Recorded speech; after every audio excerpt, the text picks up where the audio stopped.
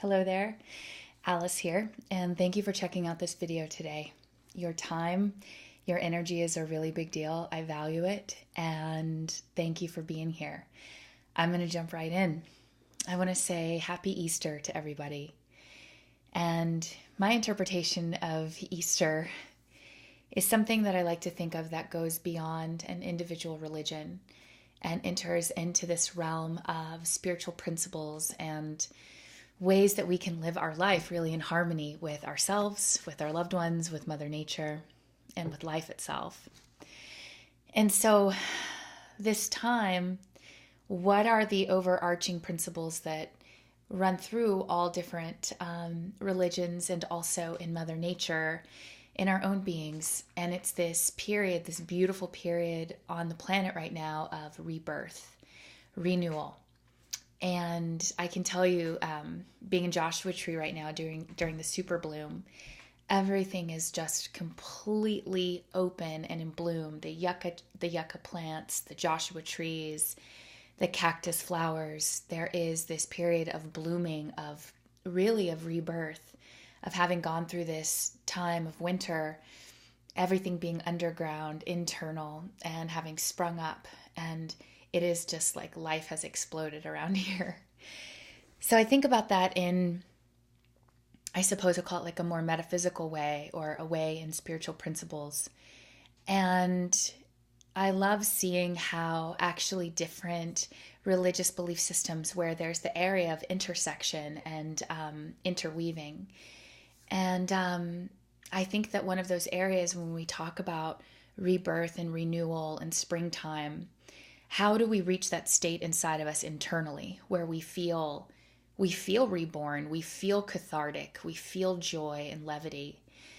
And I was thinking about that today, and this piece that transcends and really runs through and interweaves all different religions is forgiveness, this idea of forgiveness. And as many of y'all know, I practice Kundalini Yoga, I teach Kundalini Yoga. And I'm so kind of mesmerized by this intersection between Gnosticism and Sikhism and how they intersect.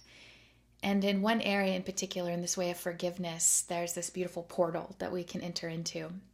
So the man Yogi Bhajan that brought Kundalini to the West, he wrote this beautiful piece, and he probably spoke it and it was recorded, on forgiveness. I'm going to read this to you. And over the next couple of weeks, I'm going to be coming each week sharing on and talking about one of his forgivenesses. And the first one, to kick things off, is there are 5 things in life to forgive. And he says here that the first thing is to please forgive God that he separated you from himself and created you as a creature. You do not know who you are. And if by chance you do, then relax and enjoy it and be in Cherdi Kala. Be in ecstasy. Thank God you are. So first, let's unpack this a little bit. And I want to talk about what is Cherdi Kala. And what this means, I'm going to just read this to you from Sikh Wiki. It's an online library here, kind of encyclopedia. And Cherdi Kala is an important expression used in Sikhism for a frame of mind that a Sikh has to accept and practice. And it loosely means a positive, buoyant, and optimistic attitude to life in the future, being in high spirits. So whenever we look at this, what Yogi Bhajan said is forgive yourself and forgive God. And okay, God, right? So just for today, for me, God can mean so many things, right? With the generator, the organizer, the destroyer, grace over drama, right? The thing that brings us all together. So I would say take the definition that works for you and feels good for you. For me, I think of God a lot of times as a loving presence in my life. So however you relate to it, please use that. Use what works. So forgiving this energy that we came here and we came into a physical body, into a physical form. And that there's a part of us that maybe feels separate, that maybe feels fearful or afraid or resentful or jealous or a combination of those things. And all of those states of consciousness, first, I just want to recognize as it's okay if we feel them. It's okay if they come and they go, right? It's part of this experience of being human. And also recognizing that anytime we're in these states of consciousness, our ego has gotten kicked up. And that ego, I heard this acronym once I loved about it. It's edging God out. So whenever we're pushing this loving presence out of our lives, or there's something in us that's pushing it out and saying, no, I'm in charge. I have to run the show. I have to go out and fight for myself and defend myself and protect myself. And people are out to get whatever the ego says, because it speaks to all of us differently. And have you heard that the ego usually speaks first and it speaks loudest, right? So that's part of this separation, I think, that Yogi Bhajan is talking about, is that there is the ego that's implanted in the being that does tell us that we are separate, that maybe we do need to be afraid, that we do need to really protect ourselves. And I think first recognizing that, and what I love what he says so much is forgiving God and forgiving the ego. It's here, it's a part of us. But when we can begin to recognize it, right, and recognize that voice of the ego, there's this amazing acting coach. His name is Jack Plotnick. Some of y'all may know him in LA. And he talks about whenever an actor will go in for an audition. I was an actor for a long time, so I was always trying to find different ways to get around the voice, right? Michael Singer talks about it. Gosh, Eckhart Tolle. I mean, in so many different books and philosophies and things on the ego. I mean, the Course in Miracles. It's amazing. There's so many different ways we can approach this and dissect it and understand it, and then continue to transcend it, right? Or at least hear it, have compassion for it, and then listen for that voice of the loving presence. So Jack Plotnick talked about the ego as this little vulture that sat on his shoulder and then just basically, pardon my French, talk shit, right? You're not good enough. You're not going to get the part. You suck, right? And so he would say, okay, well, what if I release and destroy the need to be a good actor? That's kind of interesting, right?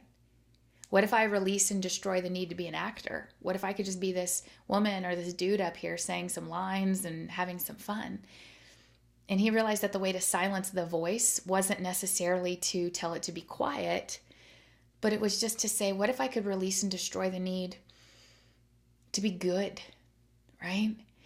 And I love what Yogi Bhajan is saying here, that forgive God for separating you, right? So instead of trying to tell this thing constantly to quiet down, the little, shit talker inside, what if we could just release and destroy the need for it to disappear?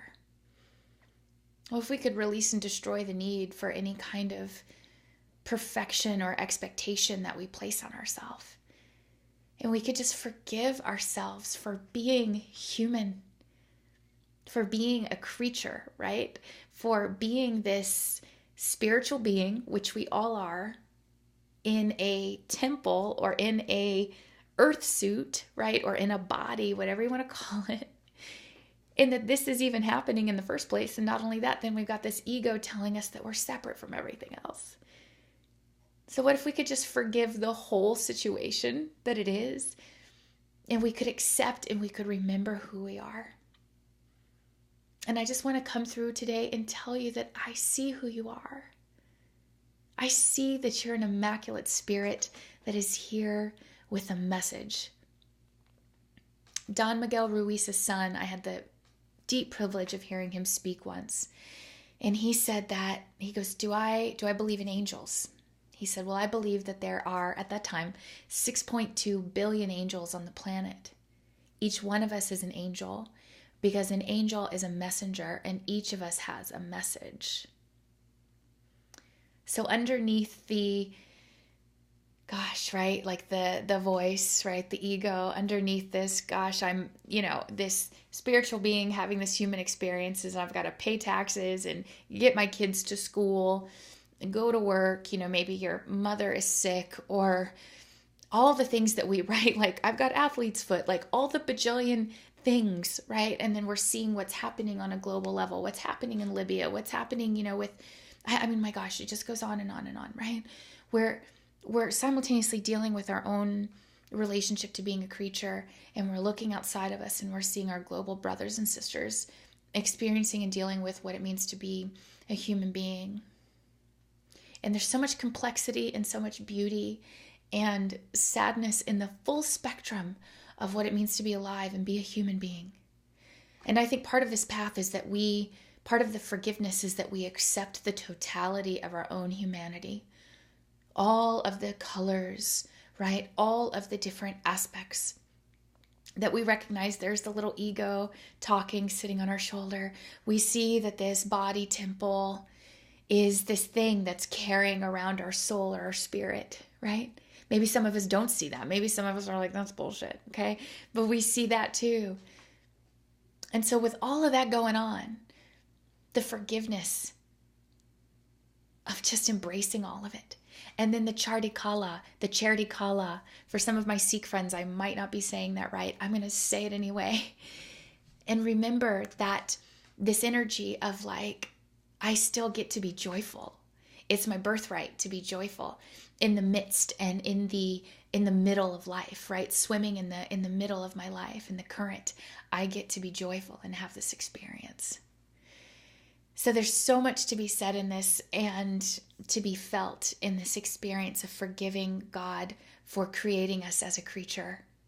And then the joy and the ecstasy of remembering who we are. Remembering that we are a soul that came here to earth and that we have a message to deliver. And each and every one of us has a message. Maybe yours comes through drawing or through architecture or through cooking or through raising children or through being an amazing whiz with numbers, however it looks, or through being an artist, through being a speaker, through being a singer. All of it is expression, and all of it is our message being transmitted through us. So on this day of renewal and rebirth, I invite you to place your hands on your heart and to see and to ask for forgiveness. And to ask for forgiveness from this energy that brought us here to planet Earth. And to ask for forgiveness in any ways that maybe you feel disconnected or you feel separate. Because I just want to remind you that we are all a part of it. That we are all a part of this great of. And that we are in it together. And I see you. And I see that you have a message to share with the world. And I also see your humanity and the frailty and also the fierceness of what it means to be a human being and be alive. So that was a little windy. Wasn't quite sure where that was taking us a little in multitude directions, but I just try to listen and share from the heart. So thank you so much for receiving that today. I wish you a beautiful, beautiful day. And Sat Nam, Viva, Amen. And so it is.